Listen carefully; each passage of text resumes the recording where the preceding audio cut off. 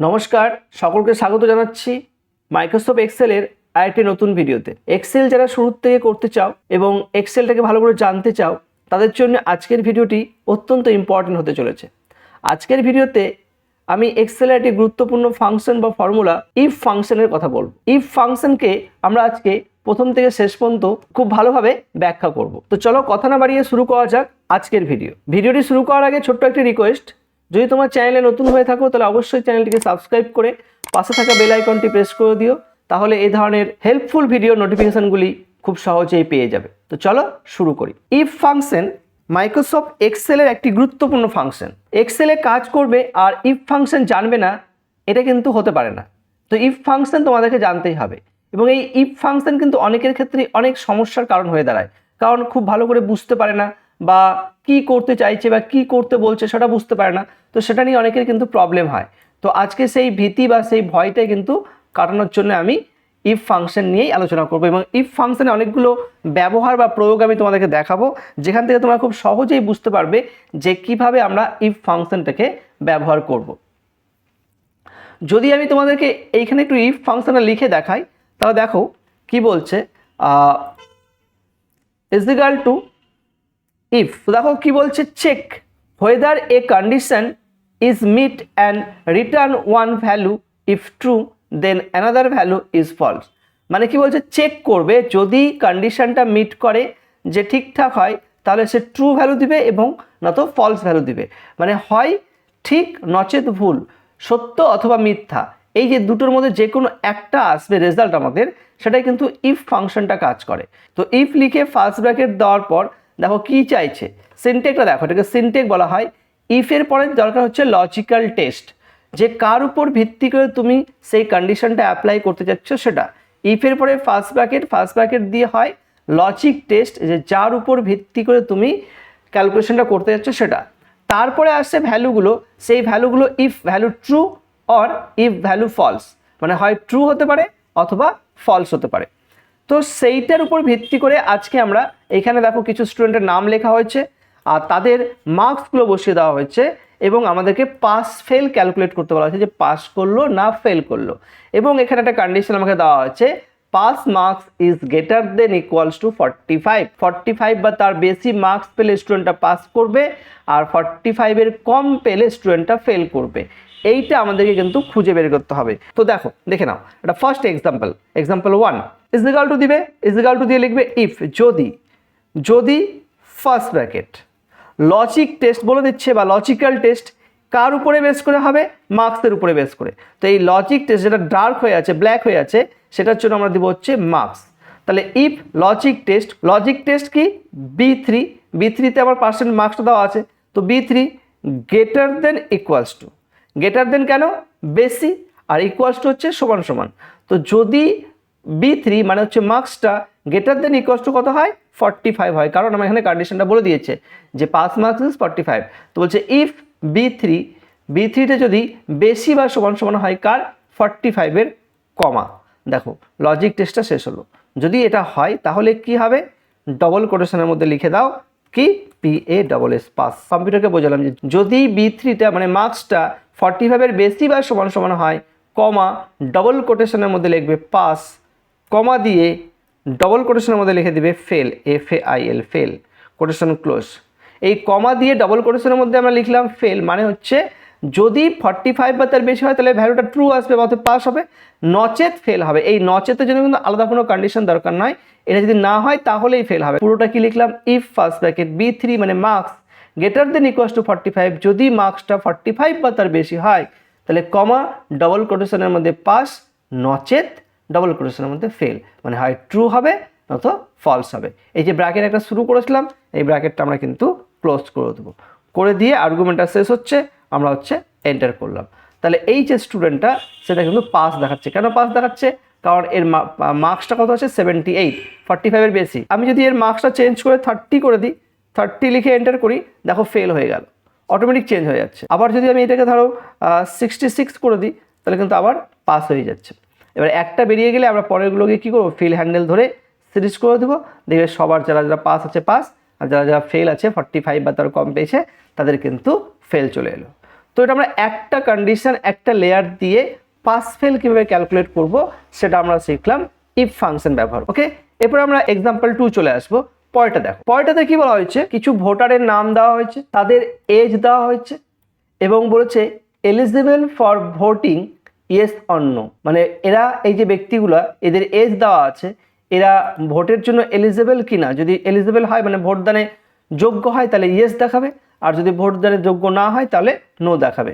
এবং বলছে voting age is greater than equals to 18, মানে 18 হলে তার মানে কী হবে, 18 বা তার বেশি হলে সে এলিজিবল হবে, ইয়েস হবে, আর যদি 18 বা তার কম হয় তাহলে কিন্তু সে নো হবে, এলিজিবল না।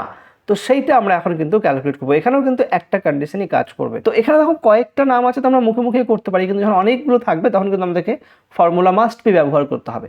তো সেই জন্য আমাদেরকে ফর্মুলাটা শিখতেই হবে।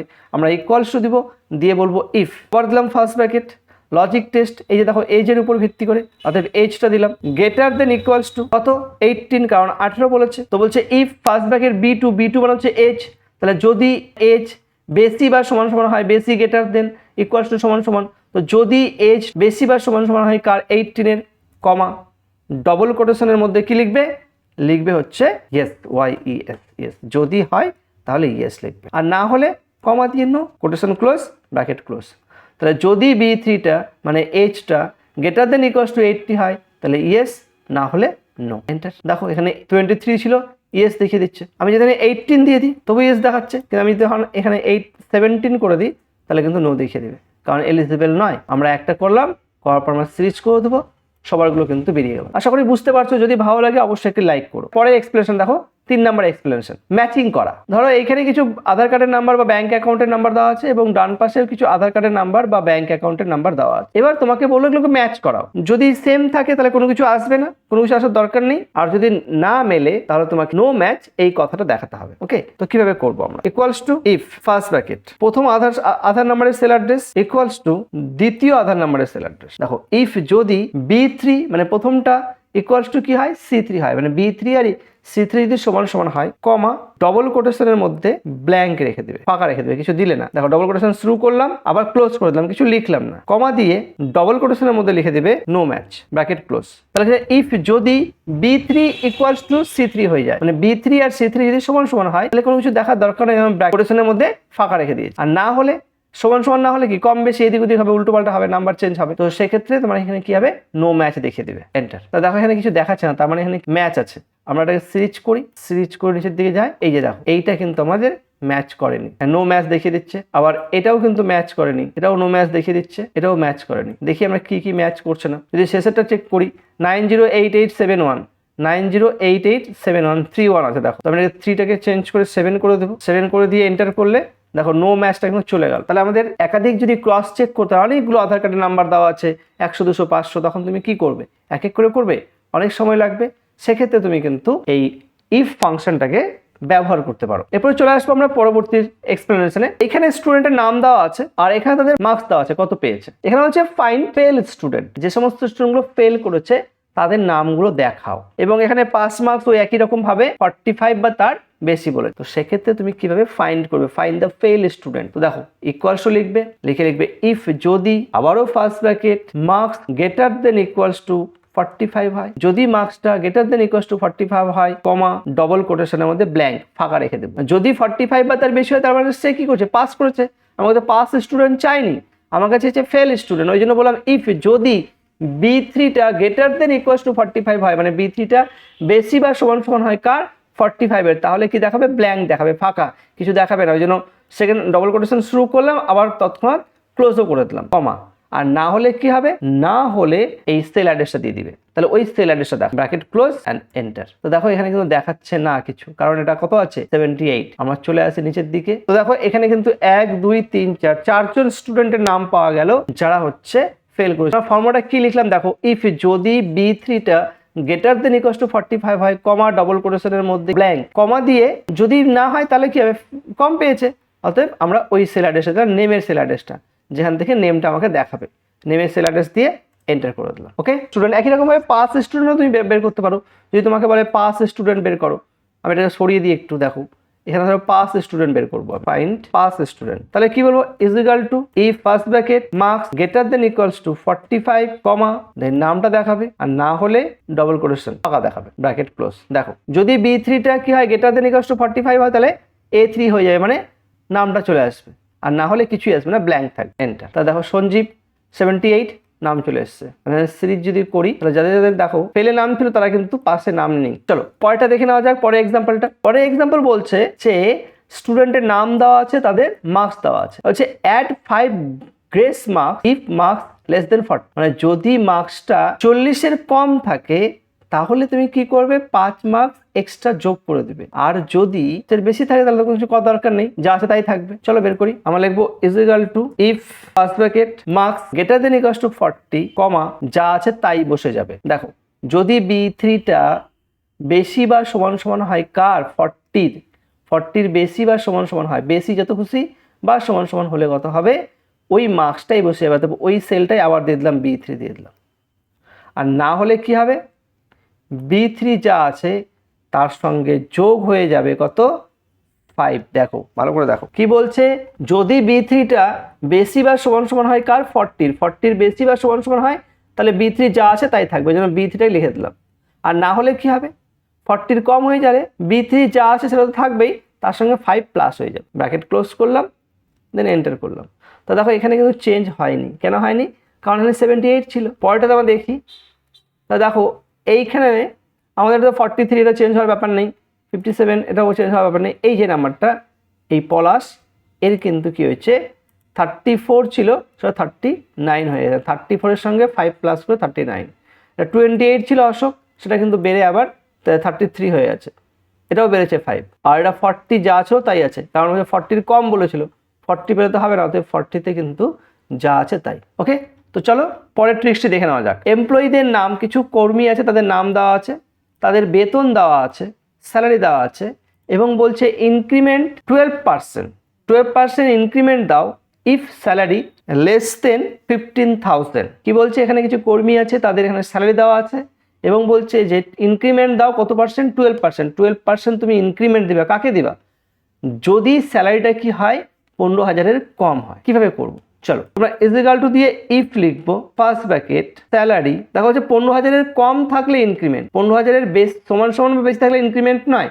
অতএব if first bracket B3 greater than equals two 15,000, যদি স্যালারিটা 15,000-এর বেশি বা সমান সমান হয়ে যায়, বেশি হলেও হবে বা সমান সমান হলেও হবে, তাহলে কমা দিয়ে স্যালারি যা আছে তাই থাকবে, চেঞ্জ হবে না, ওই জন্য ওই স্যালারিটা আবার দিলাম। আর না হলে যেই স্যালারিটা ছিল সেটা তো থাকছেই, তার সঙ্গে প্লাস হয়ে যাচ্ছে ওই স্যালারিরই ইনটু 12%, ব্র্যাকেট ক্লোজ। একটু ভালো করে খেয়াল করো, দেখো যদি B3 মানে স্যালারিটা বেশি বা সমান সমান হয় 15,000-এর, তাহলে B3 যা আছে তাই বসে যাবে, মানে যেটা থাকবে সেটাই চলে আসবে। আর যদি না হয় কমা দিয়ে লিখেছি, দেখো না হলে কি হবে, B3 যা আছে সেটা থাকবেই, তার সঙ্গে প্লাস হবে B3 ইন্টু 12%, এখানে B3-তে স্যালারিটা আছে ওটা থাকছে, তার সঙ্গে B3 ওই স্যালারির 12% ইনক্রিমেন্ট হচ্ছে, তো B3 ইন্টু 12% দিলে দিয়ে কি করছো, এন্টার। তা দেখো 11,200 টাকা, 10,000 টাকা ছিল 11,200, মানে তোমার হচ্ছে 12%, মানে 1,200 টাকা বা 1,200 টাকা কিন্তু তার বেড়ে গেছে। সিলেক্ট করে আমরা সিরিজ করে দিই, সিরিজ করে দিলে সবার কিন্তু বেরিয়ে যায়। দেখো এর 13,000, 10,000, 12,000 এদের ছিল, এদের প্রত্যেকে বেড়েছে। এর 70,000 যা ছিল তাই আছে, 15,000 যা ছিল তাই আছে, বাকিগুলো কিন্তু বেড়ে গেছে। ওকে, তো এভাবে দেখো ইফটা খুবই ইম্পর্টেন্ট একটা ফর্মুলা, এবং খুব সুন্দরভাবে কিন্তু আমরা ইফটাকে ব্যবহার করে বিভিন্ন কাজগুলো করতে পারি। এবার ধরো চলো আমরা একটু বড় আকারে ইফটাকে আরো শিখি, একটু বেসিক কন্ডিশন, বেসি লেয়ার ইউজ করে আমরা ইফটাকে শিখি। চলো এখানে কিছু স্টুডেন্ট দেওয়া আছে, তাদের নাম বেঙ্গলি, ইংলিশ, ম্যাথ, জিওগ্রাফি, এদের মার্কস দেওয়া আছে, তাদের টোটাল দেওয়া আছে, পার্সেন্টেজ অফ মার্কস দেওয়া আছে, আর এদের কিন্তু গ্রেডটা বের করতে বলছে, এবং গ্রেডটা কোন কন্ডিশনে হবে সেটা কিন্তু এখানে বলে দেওয়া আছে। কি বলা হয়েছে, যদি গ্রেড পার্সেন্টেজটা 80 বেশি বা সমান সমান হয় A প্লাস হবে, 60-র বেশি বা সমান সমান হলে A হবে, 45-এর বেশি বা সমান সমান হলে B হবে, 30-র বেশি বা সমান সমান হলে C হবে, আর 30-র কম হলে D হবে। এটা কন্ডিশন। এই কন্ডিশন কিন্তু চেঞ্জ হতে পারে, আবার আলাদা আলাদাও থাকতে পারে। তো একটা শিখলেই কিন্তু পরেরগুলো তোমরা করতে পারবে অনায়াসে। ওকে, তো তো চলো লিখি, দেখো আমরা ইজ ইকুয়াল টু দিলাম if first bracket logic test, আবার সেই percentage logical text, percentage greater than equals two, প্রথম কন্ডিশন কি আছে 80, তাহলে 80 লিখে দিলাম। তাহলে যদি G2 মানে পার্সেন্টেজটা বেশি বা সমান সমান হয় কার 80-র, কমা দিয়ে ডবল কোটেশনের মধ্যে লিখে দিবে A প্লাস, ডবল কোটেশনের মধ্যে লিখতে হবে A প্লাস কমা, এই আর্গুমেন্টটা শেষ হয়ে গেল। পরেরটা আবার শুরু হবে 60-র জন্য, তা তুমি লিখবে আবার ইফ, আবার ফার্স্ট ব্র্যাকেট পার্সেন্টেজ মানে G2 greater than equals two কত 60 বলেছে, তাহলে 60 দিবে, কমা দিয়ে ডবল কোটেশনের মধ্যে লিখে দিবে A কোটেশন ক্লোজ কমা, আবার লিখবে if first bracket G2 greater than equals to 45 comma double কোটেশনের মধ্যে লিখবো কি B কোটেশন ক্লোজ কমা, আবার দিলাম if first bracket G2 greater than equals to 30 comma double quotation C quotation close comma দিয়ে double কোটেশনের মধ্যে D লিখে দেবে, D ফর ডিসকোয়ালিফাই। D এর জন্য আলাদা কন্ডিশন লাগবে না, দেখো 1 2 3 4 চারটে ব্র্যাকেট শুরু করেছি, 1 2 3 4 চারটে ব্র্যাকেট ক্লোজ করে দিলাম। তাহলে কি দাঁড়ালো ইফ G2 মানে percentage greater than equals to 80 হলে পার্সেন্টেজটা বেশি বা সমান সমান হলে কার 80-র, এটা হবে। আবার যদি G2টা গ্রেটার দেন ইকুয়ালস টু 60 হয় তাহলে হবে A। আচ্ছা, যদি G2টা গ্রেটার দেন ইকুয়ালস টু 45 হয় তাহলে হবে B প্লাস, যদি G2 greater than equals to 30 হয় তাহলে হবে C নচেত D, মানে 80-রও বেশি না, 60-রও বেশি না, 45-এরও বেশি না, 30-রও বেশি না, তোমরা কত পেয়েছে, এর কম পেয়েছে, অতএব কমা দিয়ে তুমি D লিখে দাও এবং যতগুলো ব্র্যাকেট শুরু করেছিলে 1 2 3 4 সবগুলো ব্র্যাকেট ক্লোজ করে দিলে, ক্লোজ করে এন্টার করে দেবে। তো দেখো এখানে 88.75% ছিল, এটা কিন্তু A প্লাস চলে এলো এবং পরেরগুলো অটোমেটিকভাবে কিন্তু সিরিয়াল চলে আসবে, কারণ B A B প্লাস যা আছে সবগুলো বেরিয়ে যাবে। ওকে, তো এইভাবে অনেকগুলো লেয়ারে কিন্তু আমরা ফর্মুলাটাকে ব্যবহার করতে পারি। তো এই ছিল আমাদের শুধু ইফ সংক্রান্ত কিছু এক্সপ্লেনেশন যে কীভাবে আমরা ইফটাকে ব্যবহার করব। এই ভিডিওটা যারা দেখছো তারা অবশ্যই মন দিয়ে দেখো, অনেক কিছু শেখার আছে। এবং যারা চ্যানেলে প্রথম এসছো তার চ্যানেলটিকে অবশ্যই সাবস্ক্রাইব করে পাশে থাকা বেল আইকনটি প্রেস করে দিও, তাহলে এই ধরনের ইনফরমেটিভ এবং হেল্পফুল ভিডিও নোটিফিকেশনগুলি খুব সহজেই পেয়ে যাবে। ভিডিওটি আজকে এখানেই শেষ করছি। ভিডিওটিকে শেষ পর্যন্ত দেখার জন্যে অনেক অনেক ধন্যবাদ।